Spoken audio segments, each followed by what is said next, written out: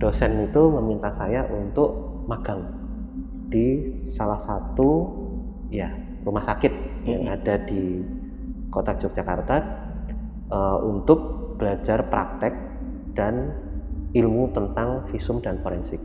Puncaknya itu ada otopsi. Dari penampakan mayat ini sendiri itu sama sekali tidak wajar. Jadi kondisi itu kaki sama tangan itu nekuk ke dalam. Kaki sama tangan itu nekuk ke dalam. Mulut bagian atas itu kayak kemudian keangkat, terus gigi-giginya sampai kelihatan gitu. Jadi kondisi kalau bagian wajah itu kalau secara ilustratif namanya gitu. Dan itu mata kebuka. Dan yang paling aneh lagi, di sepanjang tengkuk sampai dengan punggung bagian sini itu ada kayak bulu-bulu panjang menyerupai surai kuda.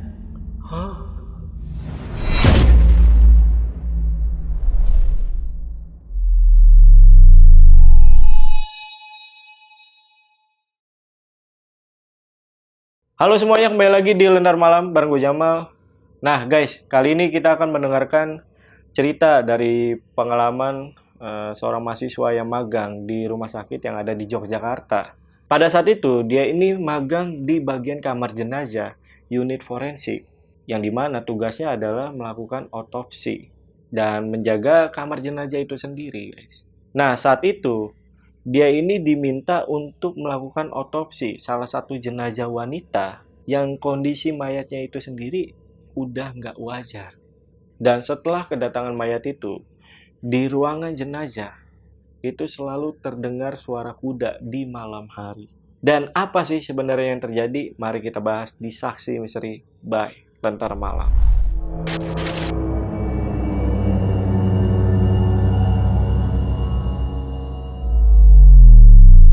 Oke guys, di sini udah ada narasumbernya, namanya Mas Ius. Mas Ius, apa kabar Mas? Baik. Baik ya Mas ya? Baik. Oke. Ini menarik sekali nih, Mas Ius ini pernah magang di rumah sakit sebagai tim forensik nih Mas. Iya. Anak magang asisten kamar jenazah. Asisten kamar jenazah. Ya, nah, kalau di dunia forensik, apakah hal-hal misteri ini ada atau dipercaya juga gitu? Kalau dari dunia forensik sendiri tentu saja berusaha menjelaskan hal-hal yang kita pikir itu adalah gaib atau mistis, tentu saja dengan seilmiah mungkin. Ya. Tapi tentu saja ada beberapa hal juga yang itu tidak bisa dijelaskan, dan kalau misalnya sudah mentok atau sudah tidak bisa dijelaskan lebih lanjut, itu akan diterima sebagai suatu hal yang tidak terjawab.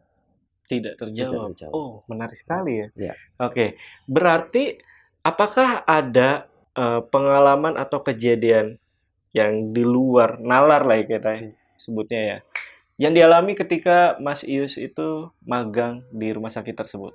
Ada beberapa, cuma mungkin yang benar-benar membekas, yang sulit saya lupakan adalah jenazah yang datang dalam kondisi tidak normal dan itu kemudian menimbulkan fenomena-fenomena mistis atau fenomena-fenomena aneh yang kemudian tidak hanya saya alami, tapi juga dialami oleh teman-teman atau rekan-rekan yang ikut bersama saya menjaga kantor unit forensik tersebut.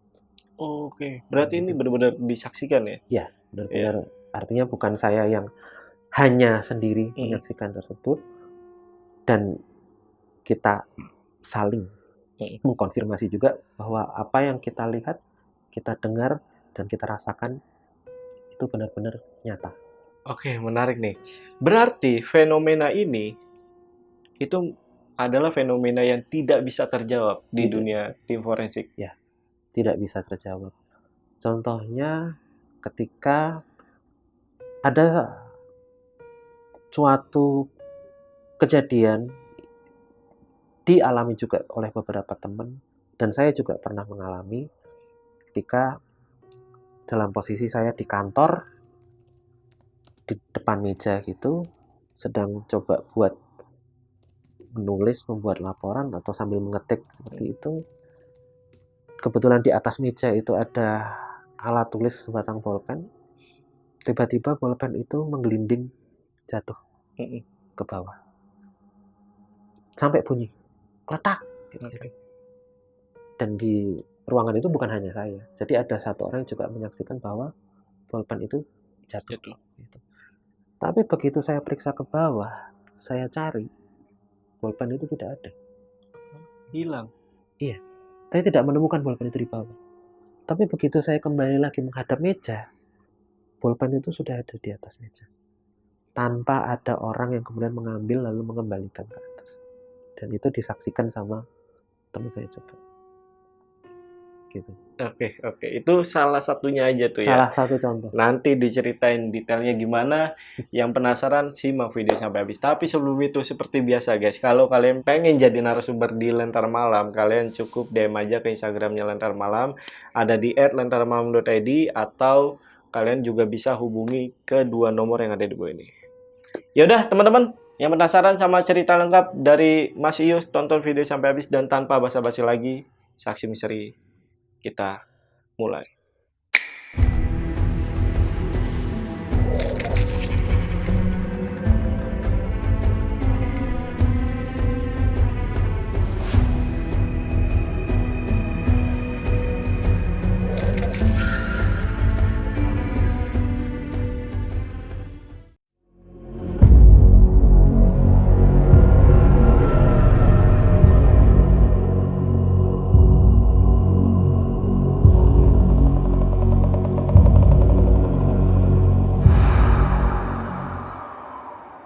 Jadi memang cerita ini diawali pada waktu saya masih kuliah. Itu sekitar tahun 2004-2005. Kebetulan saya kuliah di Fakultas Hukum salah satu universitas swasta di Yogyakarta.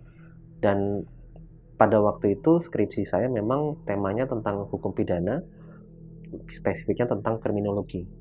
Nah, judul yang saya angkat ini berkaitan dengan yang namanya visum. Nah, karena ini ada kaitannya sama forensik dan visum, dan kebetulan di kampus itu tidak diajarkan secara detail dan lengkap mengenai visum dan forensik itu seperti apa, akhirnya dosen itu meminta saya untuk magang di salah satu rumah sakit yang ada di kota Yogyakarta untuk belajar praktek dan ilmu tentang visum dan forensik. Jadi setelah itu kemudian sama kampus dibuatkan surat pengantar untuk kemudian dibuatkan permohonan magang dan lain sebagainya, dan itu kemudian saya masukkan ke beberapa rumah sakit. Akhirnya saya diterima magang di salah satu rumah sakit yang lumayan besar di kota Jogja, sebut saja inisialnya rumah sakit. Dan memang di sana fasilitasnya untuk visum dan forensik cenderung lebih lengkap. Dan saya diberikan kesempatan waktu magang itu sekitar 3,5 bulan. 3,5 bulan. Tujuannya memang untuk kenapa saya itu diminta untuk magang, karena supaya penelitian saya, data-data yang kemudian saya angkat untuk skripsi ini benar-benar itu data-data yang otentik, data-data yang mungkin bisa dipertanggungjawabkan gitu. Dan akhirnya setelah tidak berapa lama, seminggu setelah saya disetujui, itu kemudian saya mendapatkan posisi sebagai asisten untuk magang di kamar jenazah gitu. Nah, tugas-tugasnya itu lebih kepada membantu untuk mengurus jenazah, mulai dari menerapkan SOP pemulasaran jenazah. Jadi jenazah itu kemudian bagaimana itu dirapikan, diberi formalin kurang lebih 5-8 liter gitu. Kemudian bersihkan dan lain sebagainya. Itu biasanya tugas yang kemudian diberikan gitu. Selain kemudian jaga di waktu-waktu tertentu yang memang sudah ditentukan jadwalnya oleh pihak unit kedokteran forensik, ya, gitu. Dan awalnya memang ya siapa sih yang nggak ngeri gitu lihat kamar jenazah gini ya. Iya. Pasti juga nggak ada ekspektasi juga mau yang dapat tugas yang seperti ini, tapi memang karena memang diminta untuk terlibat dalam setiap kegiatan otopsi, kemudian terlibat untuk penanganan jenazah dan lain sebagainya, ya udah itu ya kita lakoni, itu kita jalani. Memang kalau boleh saya kasih gambaran, unit kedokteran forensik itu sendiri, dia itu letaknya itu kalau di rumah sakit itu ini kayak ada lorong gitu, lorong, dan ini ada bangsal-bangsal gitu. Lorong ini itu ada kantor untuk unit kedokteran forensik ini. Nah, tidak jauh dari kantor unit kedokteran forensik itu, nggak sampai 100 meter, itu nggak sampai, itu ada gang. Jadi ada kayak lorong lagi tapi belok ke kanan. Nah, itu ngarah ke kamar jenazah gitu. Jadi memang berdekatan, nggak jauh ya, nggak jauh dari kantor unit kedokteran forensik itu. Nah, biasanya memang ketika jaga itu idealnya itu antara 3 sampai 4 orang, 3 orang lah biasanya gitu. Jadi memang petugasnya 1 yang staff, 2 lagi itu biasanya kalau nggak magang ya anak mahasiswa atau mahasiswi kedokteran. Oke, itu waktunya apakah dari pagi sampai malam atau gimana? Jadi ada kurang lebih 3 shift. 3 shift. Okay. Jadi pagi ke siang, siang itu ke sore, sampai kemudian itu malam. Gitu. Nah,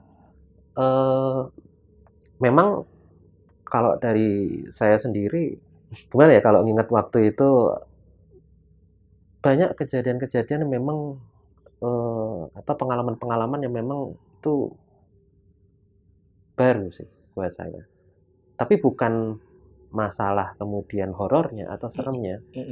Jadi kalau saya boleh kasih gambaran, teman-teman dokter, staff, ataupun teman-teman mahasiswa kedokteran ini selalu dalam mindset mereka kalau misalnya menemui kejadian-kejadian aneh atau kejadian-kejadian yang mungkin cenderung ke arah mistis atau goib gitu, itu selalu diarahkan kepada hal-hal yang sifatnya logika. Pernah memang kayak namanya aja waktu itu, lagi kalau malam ya di kamar jenazah itu, ya kalau merinding sampai kemudian ini berdiri, itu biasa gitu. Pasti juga kayak napas itu jadi berat, deg-degan dan sebagainya, yaitu tergantung gimana kita ngaturnya aja. Tapi itu beberapa kali sering dirasakan berat gitu kalau di sana itu. Mungkin secara, kalau orang kedokteran memang ya itu secara psikologis aja, tergantung kamunya bagaimana, karena memang atmosfernya sesuram itu. Sampai kemudian beberapa kejadian yang saya alami sendiri, yang itu kemudian memang saya lihat. Jadi pernah suatu kejadian itu, saya sama satu orang teman saya, namanya Tommy, salah satu staff sebenarnya, Pak Tommy itu. Nah, Pak Tommy ini dia memang yang jadi andalan untuk ngurusi jenazah di sana, terutama untuk SOP pemulasaran jenazah itu. Nah, itu saya juga baru tahu itu. Ternyata saya melihat dengan mata kepala sendiri, bisa bergerak sendiri. Jadi memang waktu itu biasanya kan kalau ngerjain jenazah itu biasanya pagi sampai siang dijeda makan siang, terus habis itu lanjut lagi sore sekitar jam 3 sampai dengan kemudian jam 5 atau jam 6. Nah, ini saya kebagian yang jam 5, jam 6 ini. Karena ada jenazah ini masih fresh gitu. Jadi waktu kematian kurang lebih masih 3 atau 4 jam. Baru kemudian dibawa ke sana. Jadi baru 3-4 jam sebelum itu saya sendiri sambil bantu nyiapin peralatan, kemudian kayak ngisi logbook dan lain sebagainya itu. Nah, itu saya sebenarnya udah diingatkan, jangan naruh ember di dekat kaki jenazah. Jadi, nah itu saya lupa. Saya sambil beres-beres, ember itu saya taruh di dekat kaki jenazah. Ternyata jenazah itu, ini ember di sini, ini kaki jenazah, posisinya gini. Ternyata bisa gini, glek, kayak gitu. Jadi masih ada bisa bergerak. Gitu. Jadi masih glek gitu, otomatis nyenggol embernya. Iya. Embernya jatuh karena itu ember besi, suaranya nyaring sekali. Kaget semua gitu. Jadi memang kalau diperhatikan mayat itu, apalagi yang baru ya, itu kadang-kadang bisa membuat gerakan-gerakan kecil. Kaki itu yang tadinya tegak bisa begini. Tangan yang tadinya nyamping begini kemudian bisa jadi begini. Leher tadinya seperti ini kemudian bisa begini. Jadi itu bukan mistis sebenarnya. Kalau dari ilmu kedokteran forensik itu lebih kepada karena dia masih kemudian belum mengalami yang namanya kaku mayat, itu ada fenomena yang namanya sisa-sisa kelistrikan tubuh. Nah, sisa-sisa kelistrikan tubuh ini yang kemudian membuat kadang-kadang dia masih kelihatan masih bisa bergerak, walaupun gerakannya gerakan-gerakan kecil gitu. Mungkin gerakan tangan, bahkan kadang tiba-tiba kalau misalnya triagenya itu sempit gitu, kadang-kadang tangan itu bisa sampai jatuh samping gini gitu. Itu hal yang lumrah biasa terjadi. Itu juga yang kemudian saya dapatkan penjelasannya secara ilmiah kenapa muncul mitos kucing itu tidak boleh dekat atau kemudian tidak boleh melompati mayat. Katanya kalau kucing itu mendekati mayat atau melompati mayat, mitosnya mayatnya bisa bangun lagi. Padahal sebenarnya kalau itu dijelaskan bukan kemudian itu hidup lagi atau bangun lagi, enggak. Kucing ini kan hewan berbulu, ya kan? Sedangkan masih ada sisa-sisa kelistrikan tubuh. Bulu-bulu ini itu mengandung listrik statis. Nah, ketika listrik statis ini ketemu sama sisa-sisa kelistrikan tubuh, dia bereaksi, dan itu yang kemudian membuat itu jadi kadang-kadang seolah-olah bergerak, seperti hidup lagi. Padahal enggak. Malah kadang-kadang ya cuma getar-getar gitu aja, tapi sebenarnya ya udah meninggal, tidak hidup lagi gitu. Nah, itu salah satu penjelasan secara ilmiah yang kemudian saya dapatkan dari kedokteran forensik. Pernah juga ada satu fenomena, jadi itu malam itu biasanya sekitar jam 11 malam itu. Gambarannya kan di ruang jenazah itu kayak ini kan ada kayak 3 triage tempat tidur gitu, terus di sini ada 2 dan di sini itu lemari kayak loker tempat penyimpanan jenazah. Itu ada pendinginnya lah di situ. Nah, kadang-kadang jam 11 malam ada salah satu loker yang pintunya itu menurut Pak Tommy yang jaga itu tidak bisa dibuka gitu. Jadi dibiarkan begitu saja. Malah Pak Tommy sendiri menyarankan jangan dibuka gitu. Dan saya melihat ini pada waktu itu jam 11 malam ngecekin logbook segala macam, itu dari loker yang katanya pintunya tidak boleh atau tidak bisa dibuka ini, itu kayak ada suara dentuman dari dalam. Gitu. Jadi kayak ada sesuatu yang kayak pengen keluar, gedor dari dalam gitu. Itu sempat kaget juga gitu. Walaupun nggak ritmenya itu panjang gitu, jadi kayak dung, terus habis itu panjang lagi diam, terus habis itu bunyi lagi kayak gitu. Itu kalau mungkin pikiran orang awam mistis ya, tapi kalau itu dijelaskan sama secara ilmiah forensik, jadi karena malam itu kan udaranya suhunya turun, dingin gitu, sementara siang itu panas, jadi ketika kondisi sekeliling itu panas, besi-besi itu cenderung memuai. Nah, ketika malam kondisi suhu udara itu dingin, itu kemudian besi itu jadi kayak menyusut. Nah, ketika besi itu menyusut, itu jadi kayak menimbulkan bunyi glung kayak gitu. Nah, itu juga salah satu fenomena di kamar jenazah. Tapi saat itu kondisi dari Mas Ius pengertiannya gimana? Apakah pengertiannya ke mistis atau ke logika? Pada saat itu ya? Ya, sebelum mendengar penjelasannya, otomatis kita mikirnya, wah ini yang di dalam mau keluar. Yang di dalam mau keluar. Yang di dalam mau keluar, tapi siapa yang di dalam kan kosong gitu. Memang kosong itu ya? Kosong. Oke, nggak bisa dibuka soalnya. Nggak bisa dibuka, kemudian tidak boleh dibuka juga gitu. Ya, akhirnya makanya supaya kemudian kita tidak terbawa ke ranah mistis, tidak terbawa ke ranah yang mungkin bikin kita stres. Apalagi kalau kita anggap itu goib gitu, itu kan jadinya stres. Nah ini makanya dia tarik ke ranah yang sifatnya ilmiah seperti yang tadi. Gitu. Oke. Itu nggak boleh dibukanya itu kenapa? Justru itu saya tidak tahu. Itu misterinya. Itu misterinya.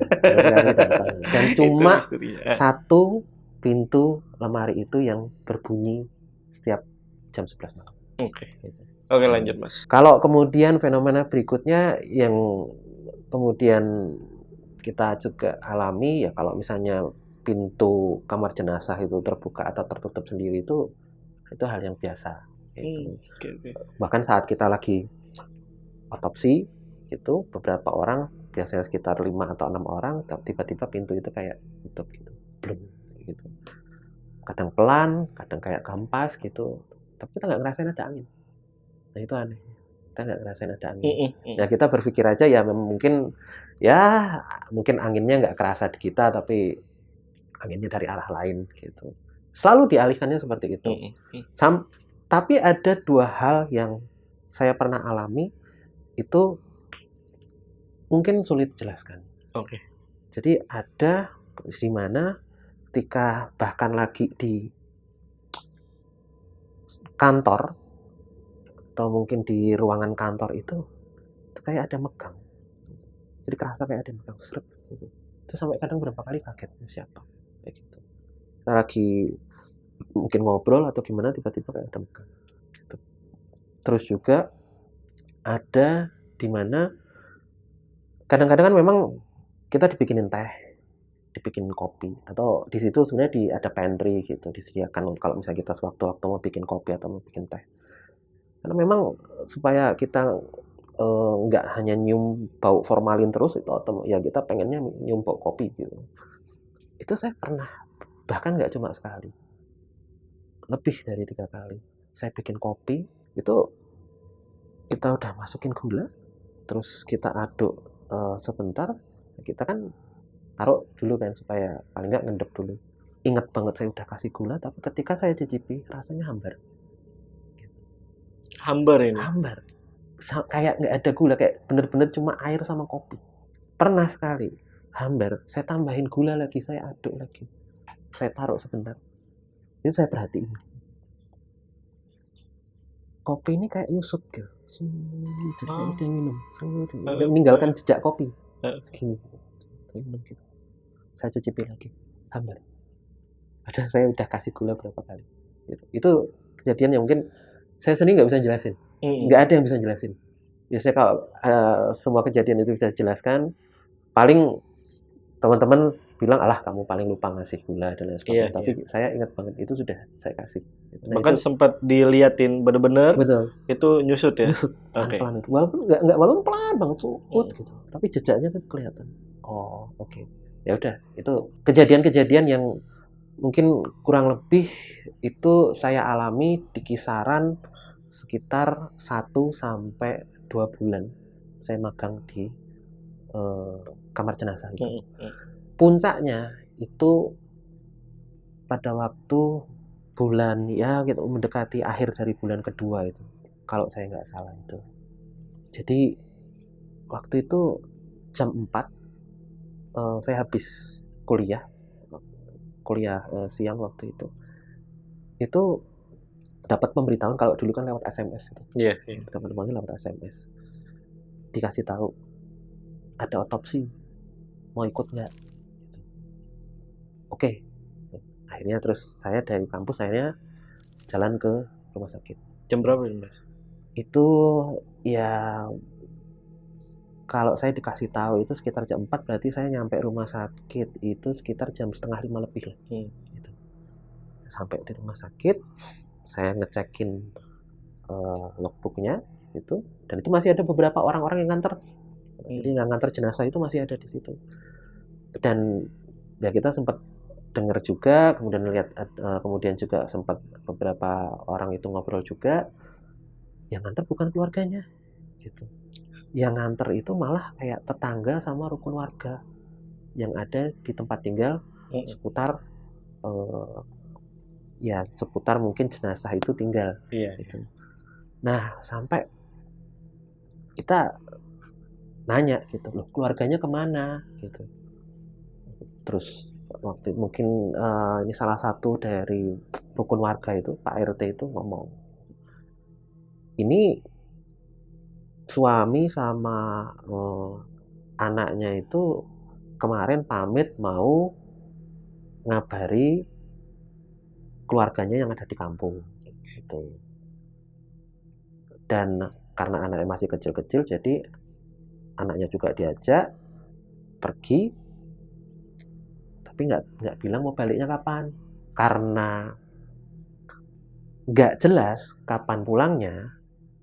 Akhirnya dari pihak rukun warga ini berinisiatif membawa jenazah ini ke rumah sakit untuk disemayamkan. Karena walaupun waktu itu sudah ada ponsel tapi dihubungin nggak bisa, nggak jauh dan lain sebagainya. Akhirnya inisiatif bawa ke rumah sakit untuk disemayamkan. Dan akhirnya dibawa ke kamar jenazah situ. Saya lihat di logbook itu dari identitasnya, dari KTP yang kemudian terlampir di situ, sebut saja namanya Wati. Gitu. Wati ini sekitar usia 40-an tahun lah. Dan Wati itu adalah nama dari jenazah yang dibawa sama rukun warga ini. Dan ternyata kondisinya tidak normal. Jadi kondisi dari jenazah ini sendiri itu aneh. Bahkan ketika kemudian kita coba lakukan otopsi gitu kan biasa kalau otopsi itu ini dibuka dulu. Buka, kemudian dilakukan pemeriksaan toksikologi, kemudian pemeriksaan apakah ada virus dan lain sebagainya, kemudian pemeriksaan jaringan luar, kuku, rambut dan lain sebagainya, sampai kemudian dari penampakan ini sendiri itu sama sekali tidak wajar. Jadi kondisi itu kaki sama tangan itu nekuk ke dalam. Kaki sama tangan itu nekuk ke dalam. Ya, jadi kondisi seperti ini. Kaku, nekuk ke dalam. Bibir bagian bawah itu juga masuk, nekuk ke dalam. Mulut bagian atas itu kayak kemudian keangkat, terus gigi-giginya sampai kelihatan gitu. Jadi kondisi kalau bagian wajah itu kalau secara ilustratif namanya gini. Dan itu mata kebuka. Ini kok aneh banget gitu. Jadi ya, kita mungkin biasa kalau kemarin-kemarin mungkin kalau jenazah normal dan lain sebagainya ya kan kayak orang tidur. Ini enggak. Ekspresinya itu kayak ekspresi melihat atau mungkin menyaksikan sosok atau pemandangan yang mengerikan. Gitu. Nah itu ya kita sendiri nggak habis pikir itu. Jadi sampai kemudian satu hal lagi yang menurut kita aneh, jadi posisi leher itu kayak ketarik terus kayak noleh ke belakang dalam posisi yang nggak wajar gitu. Jadi gini, kayak menghindar ya. Jadi kayak menoleh ke samping gitu. Dan yang paling aneh lagi, di sepanjang tengkuk sampai dengan punggung bagian sini itu ada kayak bulu-bulu panjang menyerupai surai kuda. Menyerupai bulu-bulu kuda. Warnanya bukan warna yang kayak rambut hitam gini enggak. Jadi warnanya kayak coklat semu-semu putih gitu. Kayak coklat ada putih-putihnya. Dan itu panjang di seputar sini. Gitu. Dan itu dokter waktu itu yang mimpin otopsi waktu itu namanya Dokter Wisnu. dokter yang sudah lumayan sepuh, sudah tua, dia sendiri agak heran. Ini kenapa? Gitu. Dari segi observasi dan lain sebagainya, kemudian dari ekspresi dari mayat yang nekuk gini itu, akhirnya saya cuma ingat waktu itu dari hasil visum ditulis untuk penyebab kematiannya adalah kejang sampai henti jantung. Akhirnya karena dari pihak dokter itu sudah memberikan putusan seperti itu, akhirnya jenazah itu dibereskan. Dilakukan SOP pemulasaran jenazah, posisi-posisi tangan itu sempat kemudian diperbaiki. Kaki itu sempat kemudian diluruskan, leher itu juga kemudian sempat ya diposisikan sewajarnya gitu, walaupun mungkin nggak sepenuhnya bisa normal gitu. Dan bulu-bulu yang tumbuh di seputar tengkuk itu dicukur, yang panjang itu dicukur. Beberapa bulu itu juga diambil sampelnya. Akhirnya itu kejadian sore lah, jadi otopsi berlangsung kurang lebih sampai dengan jam 6 ya, jam 6 karena itu habis itu masuk waktu sholat maghrib. Akhirnya kemudian dihentikan dan kemudian laporannya dibuat. Nah, kebetulan malamnya saya ke bagian shift jaga.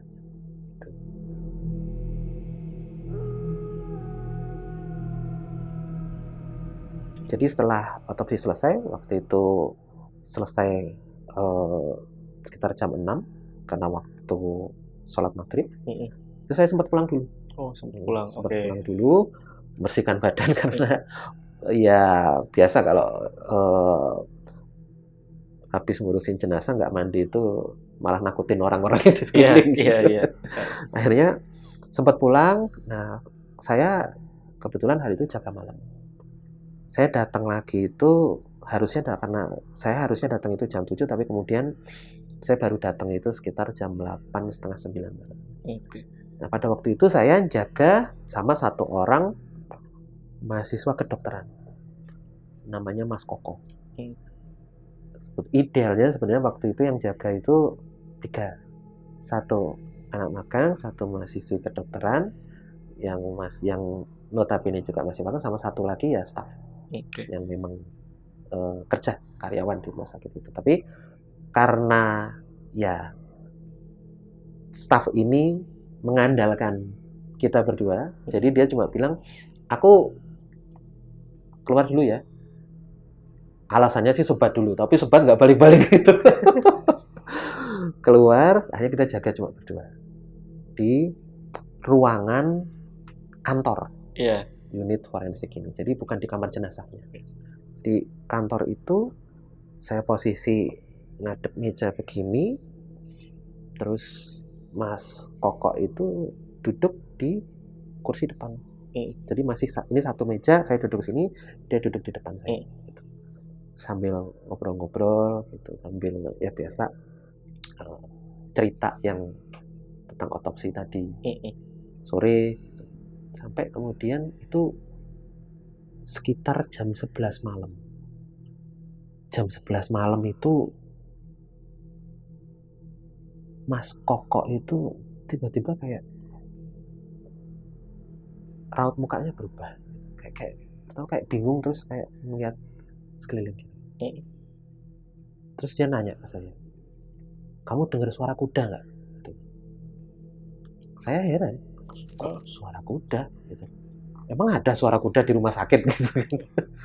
Jadi saya coba lama-lama itu saya coba dengerin, saya coba menajamkan pendengaran gitu, coba dengerin, bener kedengeran suara kuda.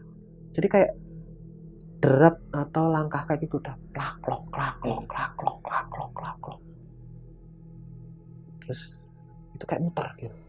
Jadi kayak kita dengar suaranya itu kayak muter gitu. Kayak diputerin gitu. Ya, kayak muter gitu. Klak klok klak klok klak klok. Terus itu berlangsung sekitar 5-6 menit. Ya. Terus bahkan Mas Koko sendiri mengaku dia kayak bahkan mendengar suara kuda itu meringkik. Gitu. Nggak cuma, kalau saya cuma dengar suara derapnya aja. Terus kalau dibilang halu kok berdua gitu. Iya. Kalau dibilang cuma, kalau bahasa Jawanya cuma ngerasa-ngerasa atau rasa-rasa aja kayaknya nggak mungkin gitu. Tapi itu akhirnya hilang, udah gitu. Ya kalau seperti yang ilmu yang saya dapat, itu mungkin kitanya aja yang mungkin lagi capek atau apa kayak gitu. Tapi kemudian sekitar jam 1 kurang.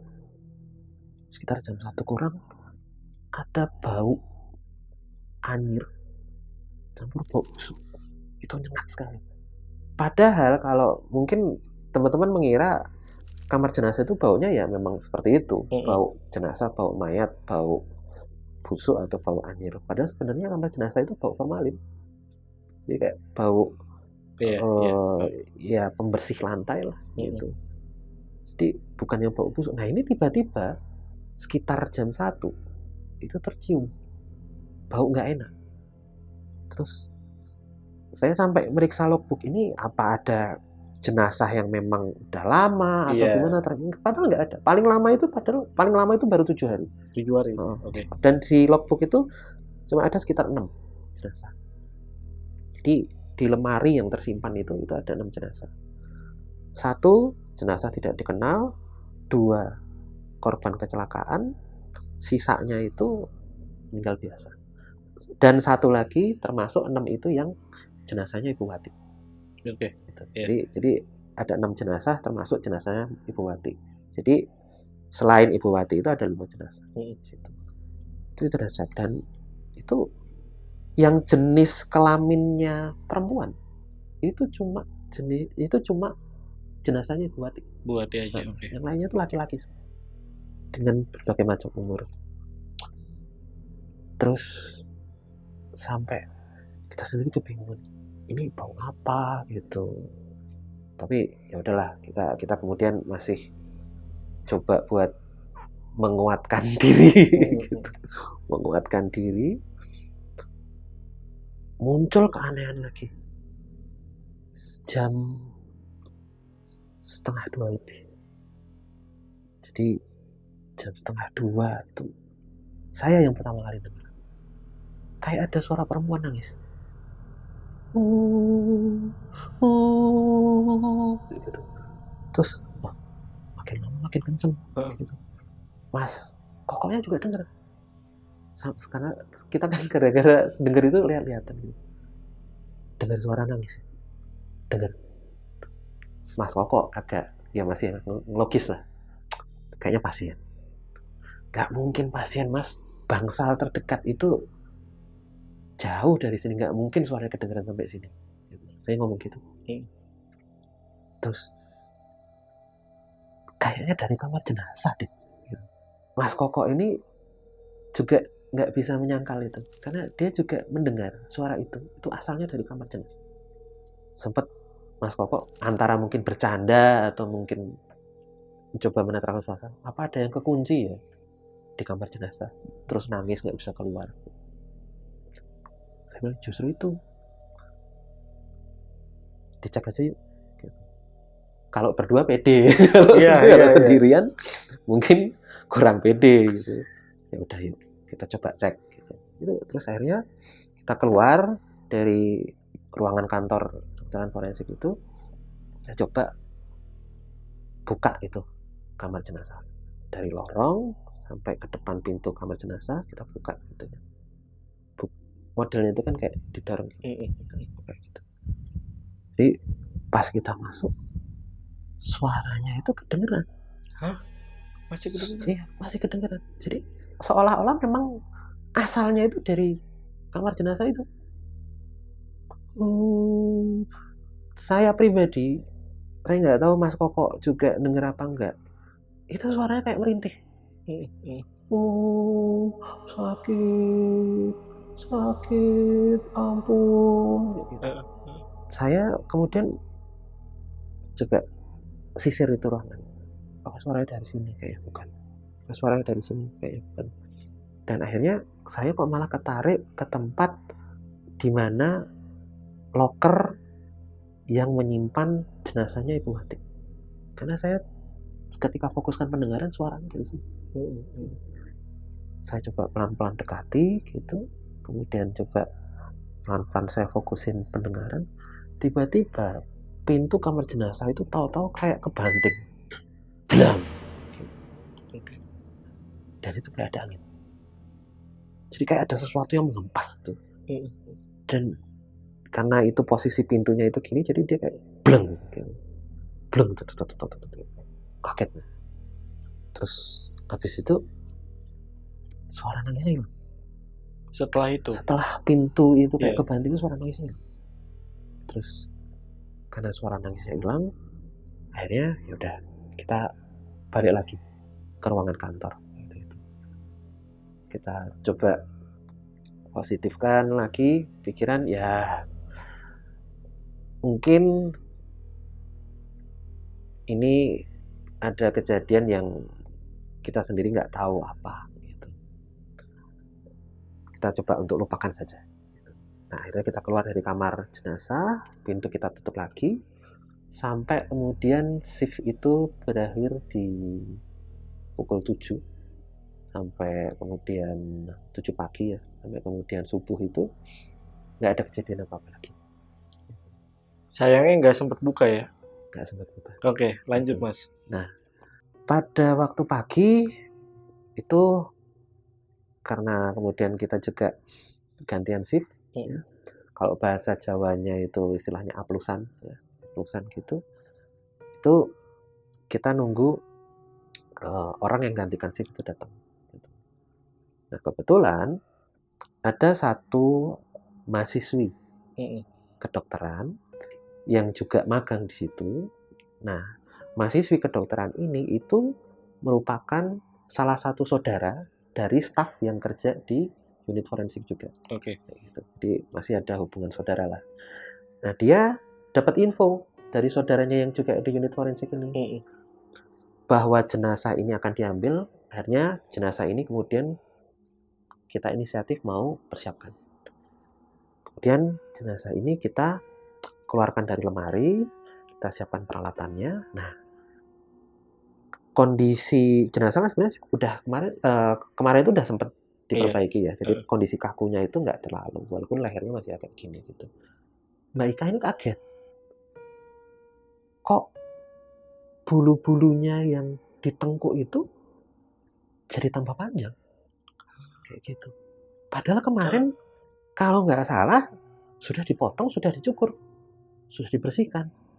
Tapi ini kemudian kelihatan masih lebet panjang gitu. Masa iya semalam bisa tumbuh? Iya. Itu Mbak Ika, ini kok gini ya? Terus saya juga heran juga, nggak bisa komentar gitu. Ini kita cuma diam aja. Paling kemudian waktu itu Mas Koko bilang, udah nanti biar tugasnya Pak Tommy aja. Mungkin mau dibersihkan lagi, dicukur lagi atau gimana. Iya, tapi aneh banget kata Mbak Ika. Kok bisa tumbuh panjang lagi, tambah lebat lagi gitu.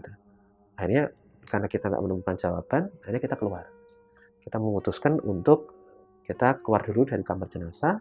Saya sama Mas Koko itu kemudian pengen pamitan. Gitu. Nah, itu posisinya Mas Koko itu jalan duluan, saya ngikutin Mas Koko. Di belakang itu baru Mbak Ika. Mbak Ika ini posturnya itu kurang lebih tinggi sekitar 155. Pendek kecil. Badan nggak terlalu gede lah. Gitu. Yang ganjil kemudian tiba-tiba entah gimana ceritanya, dia itu jatuh kayak kesandung sesuatu. Jatuh kayak cukup keras gitu, terus kayak ngeringis gitu. Megangin kakinya, megangin kakinya. Otomatis saya sama Mas Koko kan kemudian ya coba buat buat bantu gitu kan. Kenapa gitu. Si Mbak Ika-nya tiba-tiba kok malah nangis. Jadi tiba-tiba tadi aduh terus gitu. Loh, ya mungkin nangis karena kesakitan ya gitu. Loh, tapi kok makin lama nangisnya makin kenceng. makin histeris gitu. Oh, gitu. Dan di sela-sela dia histeris nangis itu keluar kata-kata, Bapak jahat, Bapak tega, aku jadi makanan kuda, aku dimakan kuda, kayak gitu. Itu kondisi badan dia itu ngeras, mata melotot, kemudian kayak kehilangan kendali gitu, meracau gitu. Ya kita siapa, kuda apa ya, kita kan nggak ngerti gitu kan, mana kuda. Saya kemudian melihat ini kayak kesurupan ya. Ini nggak normal, ini kesurupan ini. Akhirnya saya bilang, Mas, coba cari bantuan keluar gitu. Ya Mas Koko ini kemudian cepat-cepat keluar, manggil orang. Ada 2 orang lagi bantu gitu. Ada satu orang tapi saya lupa namanya, ini kayak orang yang bisa lah gitu, mungkin dia bisa nyembuhin kesurupan gitu. Dicoba buat disembuhin nggak bisa, malah makin histeris, makin menggila. Bahkan kemudian dalam satu momen itu, setelah semakin histeris nyebut nama Bapak tega, Bapak jahat dan sebagainya, itu tiba-tiba perilakunya itu berubah jadi kayak perilaku kuda. Yang tiba-tiba dia itu dari coba berontak terus tiba-tiba melompat gitu, terus dia berdiri di atas tangan sama di bawah, sama di dengkul bertumpu sama tangan sama dengkul, dan itu meringkik gitu. Terus kayak muter gitu, Sempet jalan muter, sempet kemudian gimana ya, posenya kayak kuda lagi mau action gitu loh. Iya. Gitu. Oh ini nggak normal ini. Sampai akhirnya saya bilang, Mas, panggil orang lagi. Ini dibawa keluar dari kamar jenazah gitu. Jangan di sini gitu, saya bilang. Akhirnya Mas Koko, sebentar, tungguin. Terus dia manggil 3 orang lagi. Coba buat ditenangin, masih belum bisa. Bayangkan cewek tubuhnya kecil, pendek, itu dipegangin 6 orang nggak mempan. 6 orang itu nggak kuat buat megang. Bener-bener malah kayak ada orang yang 2 orang itu sampai kelempar. Sampai akhirnya satu momen itu tangan kakinya berhasil dikunci, terus sambil dipegangin terus dibawa keluar. Itu rasanya berat banget. Itu dibawa ke masjid rumah sakit yang ada di rumah sakit itu. Itu sempat kemudian saya beresin kamar jenazah dulu, saya tutup itu, saya cuma mantau dari kejauhan. Prosesnya agak sulit, dan ditangani sama satu orang nggak mempan, digantikan sama satu orang lagi nggak mempan, sampai akhirnya karena kondisinya coba untuk diredakan, diobati gitu, nggak kunjung sadar juga. Akhirnya dipanggil, ada kayak satu orang, ya mungkin sebut saja pemuka agama, ustadz atau kiai, tapi ini ada hubungannya sama gitu. Orang yang nah, jadi mungkin orang yang menghubungi udah menceritakan situasinya seperti ini. Nah, bapak yang datang ini itu udah datang sama bawa pecut, bawa cambuk. Nggak lama kemudian sambil baca-baca doa itu, cambuk ini kemudian disabetkan ke lantai. Bukan disabetkan ke Mbak Ika ya, tapi disabetkan ke lantai. So, bismillahirrahmanirrahim. Cetar kayak gitu. Disabetin ke lantai, tapi Mbak Ikanya malah kayak kelempar, kayak kesakitan. Gitu. Terus baca doa lagi, sabetkan lagi. Cetar gitu. Kepental lagi. Gitu. Sampai 3 kali. sabetan yang ketiga cetar gitu, baru kemudian kayak menegang gitu, terus habis itu ngelemes. Itu akhirnya berhasil disadarkan, terus dikasih minum apa dan lain sebagainya. Akhirnya Mbak Ikanya habis itu ya dibawa keluar dari rumah sakit, jadi dibawa pulang lah gitu. Setelah itu yang saya tahu Mbak Ika ini sempat 5 hari nggak masuk. 5 hari? 5 hari nggak masuk, Sakit. sakit gitu. Dia bilang badannya itu, ya, saya karena kepo kan, sempat ketika setelah 5 hari itu ketemu lagi itu, saya nanya-nanya gitu, apa yang dirasain gitu. Wah, badanku rasanya demam, naik turun nggak jelas, tapi diperiksa ke dokter nggak ada masalah, nggak ada infeksi, nggak ada virus, nggak ada apa gitu. Tapi badan rasanya demam, naik turun gitu. Emang kemarin itu kejadiannya gimana gitu, kok tiba-tiba nangis? Nggak tahu mas, aku juga heran katanya gitu. Aku itu cuma ingat ngikutin kamu sama Mas Koko mau keluar, terus tiba-tiba kok gelap, terus kayak masuk ke tempat lain gitu. Tempat lain gimana? Jadi dia itu cuma kayak ngelihat itu kayak ruangan gitu ya, ruangan yang nggak terlalu besar. Tapi di situ itu dia ngelihat ada sosok tinggi besar, badannya kekar gitu, tapi kepalanya kuda. Kepalanya kuda. Oke. Itu kondisinya sambil nyeret kepalanya, ada kayak kepala perempuan gitu. Jadi posisinya makhluk itu jambak rambut, terus orang ini yang kemudian diseret gitu. Cewek yang dijambak terus diseret sama makhluk itu, mukanya mirip Bu Wati gitu. Ini makin heran kan kita. Iya. Kok apa hubungannya sama kuda? Kenapa kok sampai ada kejadian-kejadian seperti ini gitu.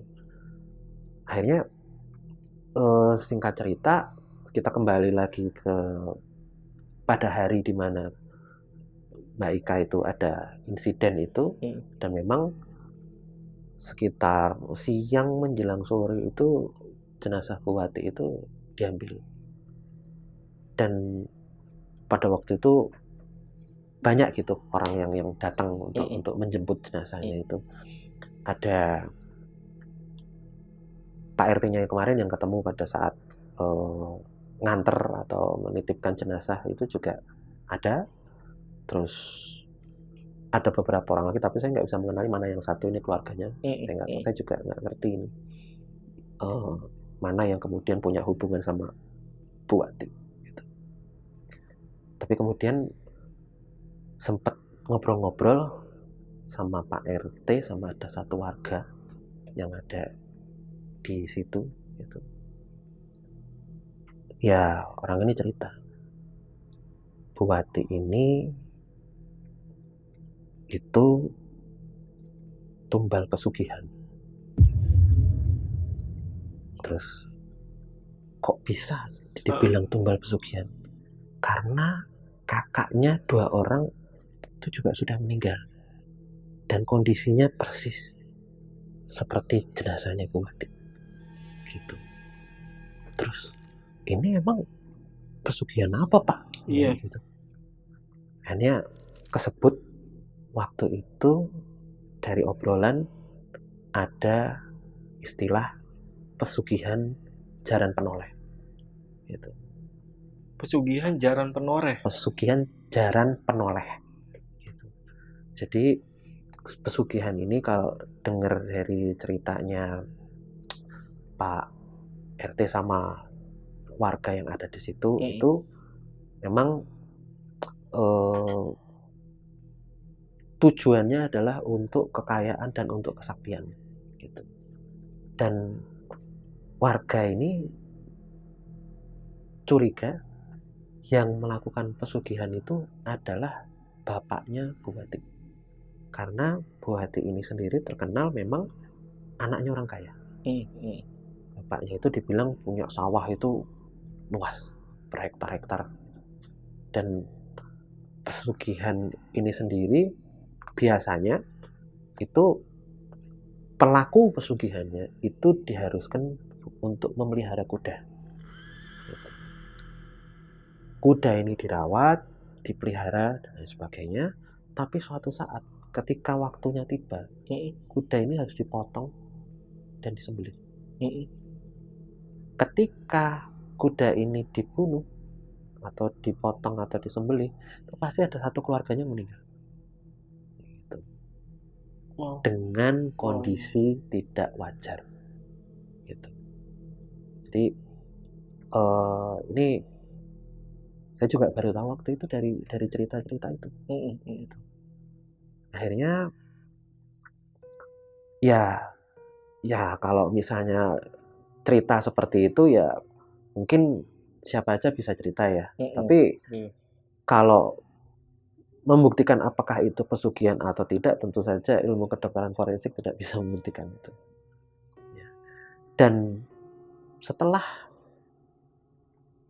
jenazah Ibu Wati itu diambil sama keluarganya, dan asumsi kita dia juga sudah dimakamkan, selama 5 hari setelah itu, beberapa teman yang jaga malam itu masih mendengar suara perempuan menangis dari kamar jenazah. Iya. Dan beberapa orang juga mendengar suara tangisannya seperti orang kesakitan, seperti orang merintih, dan kadang-kadang menyebut bapak gitu. Beberapa orang sampai akhirnya kemudian ya itu sih pengalaman yang mungkin masih melekat, masih nempel. Dan sebenarnya ada satu momen atau ada satu kejadian waktu itu. Saya nggak tahu apakah ini ada hubungannya atau enggak. Jadi seminggu setelah jenazah Ibu Wati itu dibawa sama keluarganya keluar dari kamar jenazah rumah sakit ini, saya pulang dari jaga atau dari rumah sakit ini itu sekitar jam 11:30 lah. Karena waktu itu saya memutuskan saya nggak jaga sampai pagi gitu. Karena memang waktu itu udah mendekati akhir-akhir gitu. Akhir-akhir karena saya mau fokus ke skripsi, saya nggak jaga sampai pagi. Saya pulang sekitar jam 11:30 malam. Saya masukkan motor ke garasi. Saya masuk lewat ruang tamu menuju ruang TV. Di depan ruang TV, saya lihat kakek saya, mbah saya, jadi Mbah Kakung itu lagi duduk nonton TV di sofa gitu. Tatapan lurus ke depan. Karena kebetulan itu saya memang biasa ya melihat mbah itu di depan TV seperti itu. Biasanya Mbah Putri itu tidur duluan, ini Mbah Kakung yang biasanya melek sampai malam. Saya coba sapa, Mbah, belum tidur Mbah, gitu. Jangan malam-malam, gitu. Tapi cuma diam aja. Padahal udah saya sapa gitu. Karena nggak direspon, ya sudah. Akhirnya saya capek, pengen cepat-cepat istirahat. Nah, saya mau masuk kamar itu, posisi kamar saya itu sama posisi kamarnya Mbah itu depan-depanan. Oke. Jadi pintunya kamar saya itu di sini, pintunya kamar Mbah itu di depan. Pas saya mau masuk kamar, tiba-tiba Mbah Kakung saya itu keluar dari kamar. Nah, gitu. Kaget saya. Terus sempat lihat-lihatan sama Mbah Kakung saya. Terus saya lihat ke arah kursi di depan TV. Itu Mbah itu masih di situ. Jadi saya sempat ngasih kode sama Mbah saya yang keluar kamar ini. Saya gitu. Kayak gitu. Jadi supaya nggak terlalu menimbulkan banyak suara gitu. Mbah saya terus ngasih kode. Kayak gitu. Supaya saya coba ngecek itu siapa yang di depan TV lagi duduk itu siapa. Terus ya udah, akhirnya saya pelan-pelan gitu, saya deketin gitu. Dan ya kan Mbah saya ngelihat, kayak gitu. Iya. Jadi ini siapa kayak gitu loh. Ini orang betulan atau apa kayak gitu. Terus saya deketin pelan-pelan gitu. Sampai kemudian pundaknya saya pegang. Gitu, tak gitu. Noleh dia. Mbah saya, kamu kenapa? Kayak gitu. Ini mbah saya. Kayak gitu. Terus pas saya nengok ke belakang, mbah yang keluar dari kamar itu udah nggak ada. Terus habis itu saya ngomong, mbah tolong mbah, tadi ada yang keluar dari kamar, mukanya kayak mbah. Terus sama mbah saya kepala saya dipukul, udah nggak apa-apa, udah kamu capek, kamu habis ngurusin orang mati, habis ngurusin jenazah, udah nggak apa-apa, istirahat, mandi, istirahat. Terus bun-bunan saya kayak ditiup gitu. Kayak gitu. Terus habis itu saya taruh barang-barang, habis itu cepat mandi, habis itu langsung tidur. Nah, saya nggak tahu apakah ini ada kejadiannya sama ada hubungannya sama tapi saya nggak. Tapi itu memang gila ada momen seperti itu, ada kejadian seperti itu. Kenapa Mbah tidak menoleh ketika dipanggil untuk yang pertama kali itu? Nah, nggak tahu. Apakah memang waktu itu dia agak setengah ngantuk? Kan biasa kalau orang tua udah agak ya udah agak kurang aware sama sekelilingnya gitu. Apalagi kalau kondisi malam ngantuk, apa mungkin pas dia lagi nonton, tapi ya jelas itu. Dan apa mungkin suara saya juga kurang keras negurnya gitu. Mungkin beda kalau seandainya pada waktu itu saya langsung nepuk atau langsung nyapa sambil megang dia gitu. Iya betul. Tapi karena ini sambil lalu, saya pikir ya sudah gitu. Wow. Sampai terakhirnya bikin merinding. Mas Yus, ya. Apakah ini aku keluar dulu nih dari yang masalah forensik ini aku fokus yang di rumah Mbah nih. Apakah rumah Mbah juga pernah ada kejadian aneh? Ya, kalau kejadian aneh itu ya, kalau memang ada, tahan dulu Mas Yus, mungkin nanti kita bakal undang lagi. Kita bakal undang lagi Mas Yus untuk menceritakan rumah Mbah Kakung dan juga Mbah Kakung. Mbah Kakung ya, kakek Mbah Kakung. Oke, kita lanjut ke forensik ya. Nah, tadi kan pesugihan ini kan melibatkan binatang kuda ya. Nah, apakah si ayahnya ini atau bapaknya yang dimaksud oleh almarhumah Wati ini itu juga disaksikan oleh warga kalau bapaknya ini melihara kuda? Kalau itu saya kurang bisa memastikan ya. Saya cuma mendengar itu berdasarkan cerita saja. Kalau apakah dia memelihara kuda atau tidak, saya juga tidak bisa memastikan karena memang dia tinggal di kota yang berbeda dengan Ibu Wati ini, jadi tidak bisa dipastikan. Dan tadinya saya juga berpikir apa Bu Wati ini mungkin di rumahnya juga ada pelihara kuda atau gimana, tapi kalau melihat dari daerah atau kampung tempat Bu Wati ini tinggal, mungkin sebut aja daerah namanya Catur Tunggal, itu kayaknya nggak mungkin. Jadi karena itu di dalam kayak komplek atau kayak perumahan itu kayaknya tidak mungkin untuk sampai memelihara kuda. Tapi ya ini saja, tapi menurut saya sudah kemudian mengarah kepada nama pesugihannya, dan apakah benar atau tidak kita juga tidak mau menghakimi. Kemungkinan besar pelaku pesugihannya adalah ayah. Oke Mas, sebentar. Aku jadi penasaran Mas. Mungkin ada pengertian ya pesugihan jaran penoleh itu apa gitu ya? Pesugihan. Mas Yus sudah pernah nyari tahu Mas? Oh ada. Memang benar ada. Benar. Pesugihan jaran penoleh guys. Kesurupan siluman kuda. Betul. Dan korbannya biasanya adalah anaknya sendiri. Keluarganya ya? Iya. Ya tapi memang kalau pesugihan itu rata-rata tumbalnya itu apa ya, orang-orang yang dicintai ya? Iya, betul. Dan Bu Wati ini adalah anak terakhir dari 3 bersaudara yang sebelumnya 2-nya sudah meninggal dulu. Oke, berarti keturunannya sudah habis. Sudah habis. Kecuali bapaknya nikah lagi. Iya, mungkin. Dan punya anak lagi. Dan punya anak lagi. Aduh. Wah, bener-bener. Oke, ternyata ada ya, guys. Oh ya, berarti untuk info, ayahnya sendiri pun nggak tahu ya, dia tinggal di kota apa? Tidak ada info sampai Tidak ke ada sana. info, ya. Tidak ada info sampai ke sana. Sampai dengan kemudian saya terakhir magang, menghabiskan mungkin 3,5 bulan, sampai dengan hari terakhir pun saya tidak tahu bapaknya di daerah mana.